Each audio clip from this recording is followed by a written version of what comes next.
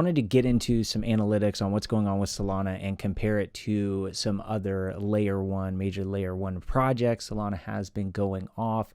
Will it sustain this? Is Solana going to break its all-time highs in the next bull run, giving us all crazy profits, or is it not going to really compete against ETH and against BTC and these other layer one projects? Is there going to be another layer one like Aptos or something that really shines and breaks out? This is the cryptocurrency space, so these narratives, the hype, institutional money, it's super important, and probably even maybe more important to the actual value and market cap of these things in the short term.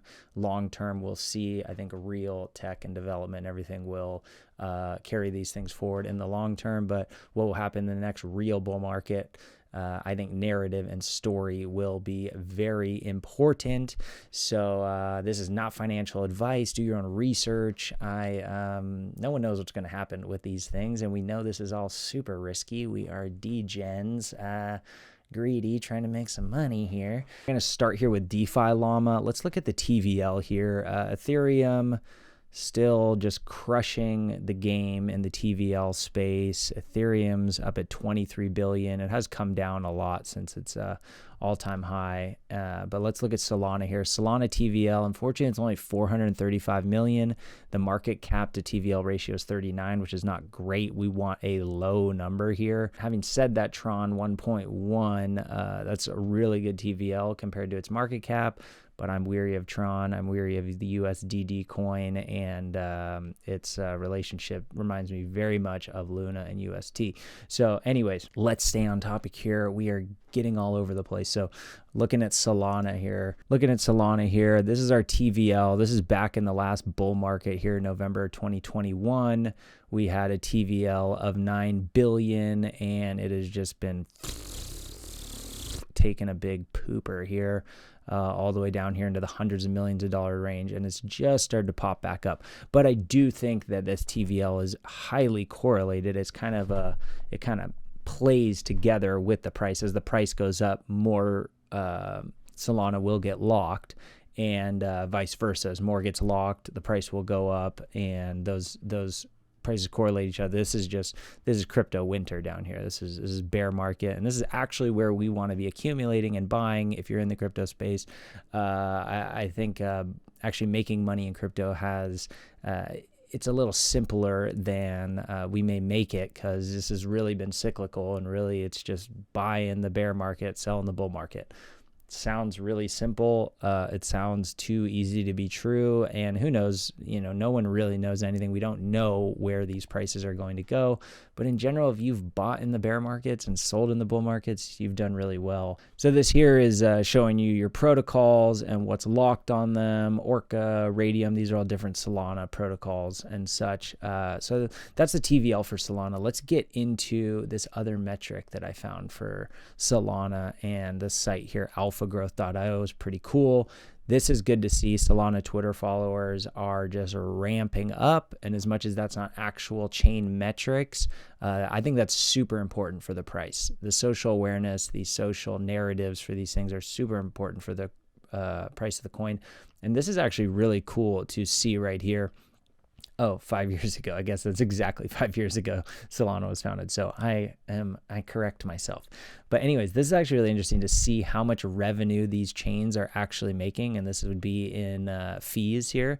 So $76,000 a day. That was as of 3 days ago. Total revenue in the last 30 days, $1.5 million. And that is a decentralized, that was just a software, essentially, a decentralized blockchain creating revenue like that. And as this system grows, as the ecosystem grows, as there's more money being moved around, as there's more fees being collected, this number will go up. And that's, like, I think really where we're going to see the actual utility, intrinsic value to these chains.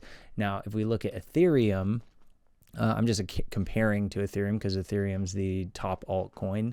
It is the most powerful, most dominant layer one, and Solana's been thought as the ETH killer. A lot of these are talked as the killer. Realistically, I think Solana does a different thing than ETH, and they can coincide and cohabitate together, and it's not one or the other.